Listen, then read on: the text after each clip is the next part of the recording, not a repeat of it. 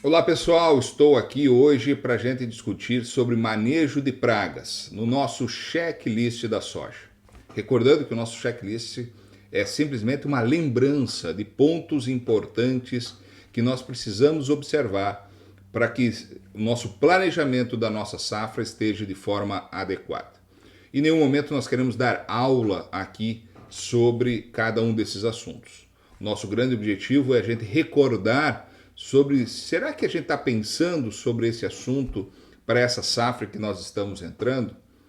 Se você quiser se aprofundar, não esqueça que nós temos um curso completo, né? O Arquitetando Plantas de Alta Produtividade. Nós temos um curso já disponível básico sobre manejo de pragas. Nós temos outras ferramentas, né? Como um livro, como um anuário, onde se coloca inclusive os inseticidas e aqueles que têm maior adequação de controle para cada praga. No nosso checklist, nosso objetivo é recordar, é colocar uma pulga atrás da tua orelha para saber se está sendo realizado o manejo que tanto a gente precisa. Então, no dia de hoje, vamos falar sobre o episódio 10, nosso penúltimo episódio, falar um pouquinho do manejo de pragas e recordar as principais pragas e principais manejos que nós podemos estar realizando. Nós temos várias pragas dentro da cultura da soja. Muitas delas são sazonais. E essas pragas sazonais, nós devemos lembrar que nós não temos hoje inseticida que seja inseticida preventivo. Ou seja, a gente aplica um inseticida, a gente tem um período residual. Acabou isso, pessoal. Não existe mais efeito residual de longa duração e trabalho de prevenção no caso de pragas, quando nós falamos de inseticidas químicos. Quando nós falamos de alguns inseticidas que têm um residual maior e principalmente inseticidas biológicos, nós podemos estar fazendo aplicações que a gente pode chamar de aplicações precoces. O que é uma aplicação precoce? Qual a diferença entre aplicação precoce e aplicação preventiva?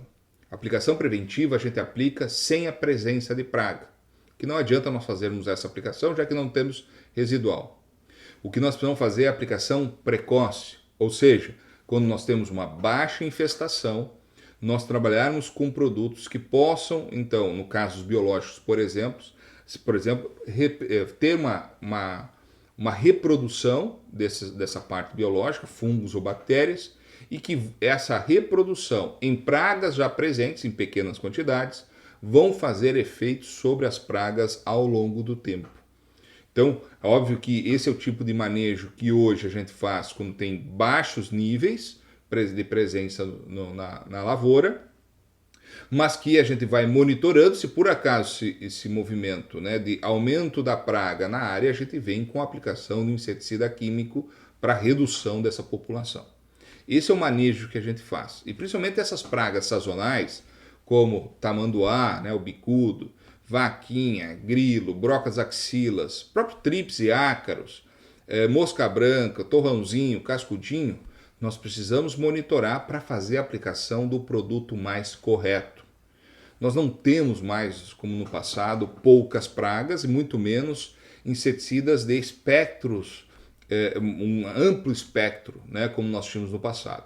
Então, se a gente não tem amplo espectro e é difícil a gente fazer residual, a gente não consegue fazer a aplicação toda semana para gerar residual de uma semana para todas as pragas possíveis. É um custo enorme para isso.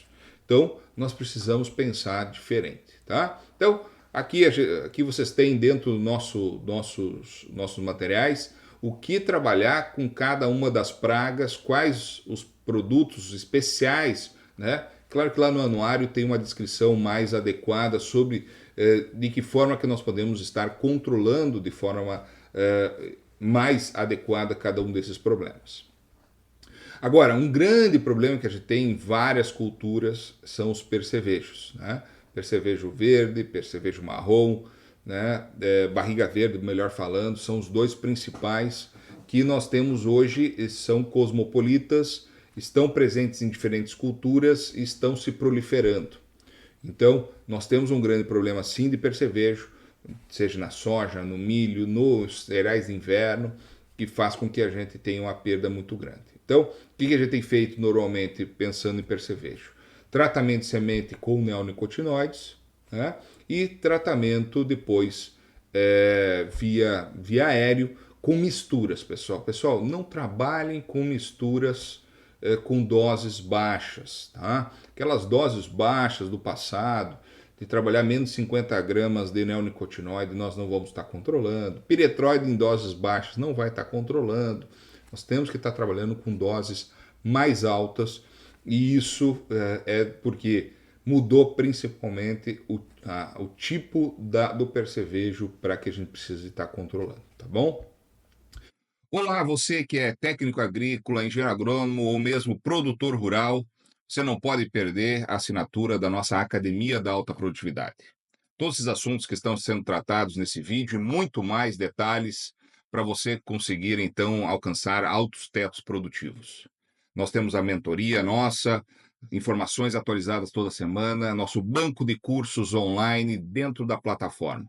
Para você conhecer mais e ser um master estrategista, entre aí no link que está na descrição do vídeo ou coloque sua câmera do celular no QR Code que está aí na tela. Tenho certeza que você não vai se arrepender, está na melhor plataforma de maior conhecimento sobre as culturas de grãos que nós temos no Brasil.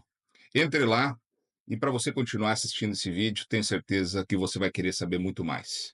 Aguardo vocês todos por lá. Vamos lembrar das lagartas, né? Quais as lagartas que nós temos aí problemas? Primeiro, a falsa medideira. Pessoal, recordar que a falsa medideira hoje ela é um grande problema na soja RR e na soja intacta, tá? Principalmente a Hackplusia, que quebrou a resistência do Intacta 1. Intacta 1. Intacta 2 já tem controle, tá bom? Então, só para a gente recordar. Então, para quem está plantando Intacta 1 ou RR, cuide da falsa medideira. E cuide porque nós não temos um bom controle com diamidas. Então nós temos que fazer um controle com carbamato junto com o fisiológico ou ir para produtos mais fortes, com custo mais alto, para estar controlando. A lagarta soja de caixa, que tem aparecido em alguns momentos somente dentro da lavoura, né? É muito de acordo com a questão regional, nós não temos visto isso de forma geral. O que mais tem aparecido é Spodoptera, o complexo da Spodoptera, né, que entra aí Frugiperda, Eridânia, Cosmioides, são as três presentes aí dentro desse complexo todo, e também tem sido cosmopolita, né? A Spodoptera, de forma geral, ela tem passado em algumas regiões de inverno para verão e sido um grande problema. Então nós trabalharmos aqui também não pode ser produtos fracos para Spodoptera, esquece os fisiológicos normais, nós temos que ir para diamidas para cima para esse controle, dependendo da fase, estágio que está a praga. Nós temos a Licoverpa, que com intacta nós reduzimos bastante a presença em diferentes regiões. Eu, por enquanto, quando trabalho com intacta ou com conquesta, né, seja intacta 1 ou 2 ou conquesta, a gente está mais tranquilo com relação a Licoverpa. O grande problema é soja RR, né, e soja convencional, obviamente. Mas cuidado só na questão, nós temos que estar sempre observando, né, se não está tendo resistência, né? Então vamos ficar de olho, não é para a gente cair nas cordas, não. A mesma coisa acontece com a Heliotis, né, a famosa lagarta da maçã, que também diminuiu bastante com a presença de intacta, mas que em alguns momentos nós temos aí alguns efeitos importantes. Então, um bom controle. Eu queria recordar muito, principalmente com relação às lagartas, às pragas mastigadoras, né, que aqui também entra o conceito de tratamento precoce. Então, tratamento precoce para lagarta é a gente trabalhar com inseticidas fisiológicos, quando nós entramos nas áreas, ou trabalhar com a parte biológica, né, que a gente tem até um custo mais baixo, mas quando tem baixíssima população. Já tem lagartas médias e grandes, nós já temos que ir para produtos um pouco mais caros. E quando nós temos só lagartas grandes e infestação, nós temos a última chance, que são produtos mais caros. Aqui é só para a gente fazer referência de preço, pessoal. Não é para dizer qual é o preço que está atualmente, até porque isso aqui muitas vezes nós trabalhamos de forma atemporal, mas é só mostrar o tamanho de valores que muitas vezes acontecem de formas diferentes, não adianta a gente pegar e trabalhar só produto caro todas as aplicações. Mas também não adianta pegar só produto barato quando nós temos uma infestação grande de lagarta. Então é para a gente saber como utilizar elas. Um grande problema que tem acontecido, ácaros e trips, né? A gente precisa estar pensando em como fazer esses controles, né? Que os ácaros presentes aí no nosso dia a dia, cada vez mais, ácaros e trips, uma vez a gente falava que eram pragas de momento seco. E a gente tem visto que, mesmo em anos chuvosos, eles têm aparecido, pode ser em menor quantidade, mas eles têm aparecido, ou seja, nós mudamos muito nossa forma de controle. Por isso, pessoal, um dos fatores que aumentou de forma drástica a questão de ácaros e trips é o uso indiscriminado de piretroides e neonicotinoides. Por isso, assim, nós não podemos pensar em neonicotinoides e piretroides na dessecação pré-plantio e na fase vegetativa da soja, a gente só utilizar essas ferramentas quando realmente tem um problema grave, como percevejo, para controlar. Se nós não temos problemas de percevejo, vamos usar só na fase reprodutiva para frente esse tipo de produto. Porque são produtos que acabam matando muitos inimigos naturais, e esses inimigos naturais que poderiam estar consumindo o ácaro e o trips acabam morrendo e a presença acaba aumentando. Lembrando, pessoal, que todas essas informações de produtos químicos, controle, momento de aplicação, uso no tratamento de semente, via foliar, etc., essas informações vocês têm lá no nosso anuário, né, o anuário da soja, com informações muito mais complementares do que tem aqui, que é justamente para vocês terem, então, conhecer qual é a melhor ferramenta para poder se adequar e aquilo que você está utilizando, se vai ter controle ou não, tá bom? Então, pessoal, obrigado aí pela presença de hoje, a nossa discussão. E semana que vem nós voltamos então com o nosso último episódio do Checklist da Soja, que vai ser o episódio 11 sobre o manejo de doenças na cultura da soja. Aguardo todos vocês na semana que vem. Um forte abraço e até lá. No coração do agronegócio, as escolhas moldam os destinos. Mas quando a decisão é muito importante, com quem você conversa? Em quem você confia? O agronegócio é um campo de desafios e incertezas. Para um produtor ou profissional do agro, definir o caminho certo pode ser solitário e muitas vezes complexo. Cada dia é um novo teste, dezenas de variáveis e a imprevisibilidade da natureza. É um jogo delicado entre o controlar e o soltar, entre o recuar e o agir na hora certa. E é neste momento, quando o poder da escolha está nas mãos do produtor, que a Academia da Alta Produtividade entra no jogo para ganhar. Uma fonte séria e confiável de conhecimento, inovação e parceria. Um espaço onde as melhores mentes se reúnem para compartilhar experiências e insights. Mais de 20 anos de pesquisa e milhares de ensaios. Porque uma escolha bem feita não só transforma os negócios, mas também define o futuro. Entre para a Academia da Alta Produtividade, uma comunidade de conhecimento do agro, um ecossistema das culturas de grãos. Você nunca mais vai se sentir sozinho. Academia da Alta Produtividade, plantando conhecimento, colhendo resultados. Um produto do Grupo Floss.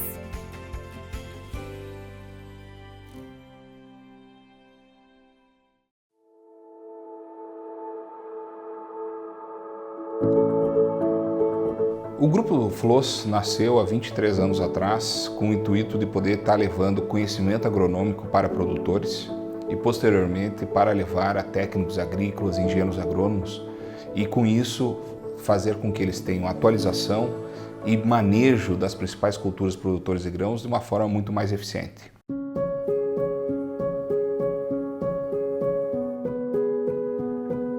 Como a gente já atingiu dentro da pesquisa quase 10 toneladas de soja por hectare, atingir isso não é do dia para a noite e não existe produto milagroso ou bala de prata. Existe todo um processo para ser realizado. Então, nesse contexto todo, se nós temos um teto produtivo alto, por que todo mundo não está atingindo esse teto produtivo alto? Vamos esquecer os 10 toneladas, vamos falar de 6 toneladas, que é o desejo de todo mundo hoje, ter 100 sacos por hectare de média de propriedade. Por que não se atinge essa produtividade? Porque nós temos muitos fatores que envolvem. Então, o nosso intuito, quando a gente fala de academia da alta produtividade, não necessariamente é atingir 100 sacos, mas o máximo de produtividade em cada uma das realidades locais, sobre o relevo, solo, clima e as condições que eu posso me envolver com isso. Eu recordo muito quando meu pai falava que em 1975 existia uma cartilha da Embrapa de como produzir 25 sacos de soja por hectare. Naquela época, 25 sacos de soja era uma excelente produtividade.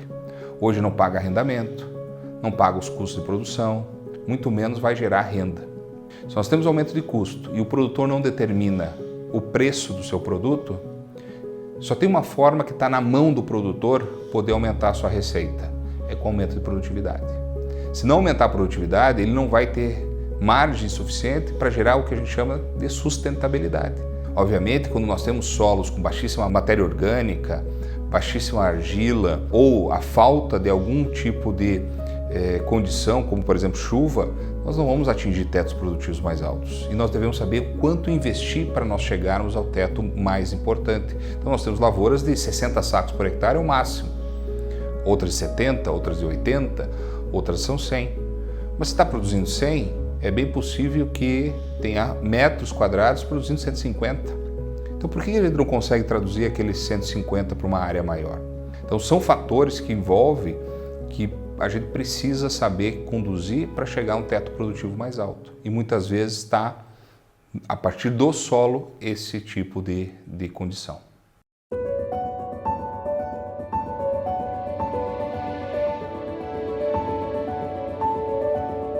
Quando você olha o Brasil cresceu no interior e hoje tem as agrometrópoles, elas foram desenvolvidas a partir da produção de grãos.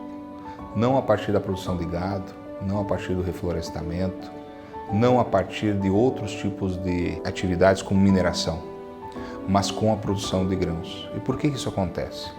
Porque a produção de grãos se faz através de famílias, e as famílias tendem a fazer os investimentos de forma local, fazendo com que haja desenvolvimento da sua comunidade. Isso é um pouco, acho que, o legado que a gente quer deixar para que as futuras gerações também pensam de uma forma mais racional a produção de grãos. Não de uma forma como meu avô fez, como meu pai fez, mas o que eu posso estar fazendo para frente e principalmente com pessoas com credibilidade. Não com picaretagem, não de qualquer forma, mas aquilo realmente que possa estar desenvolvendo a produção de cada um.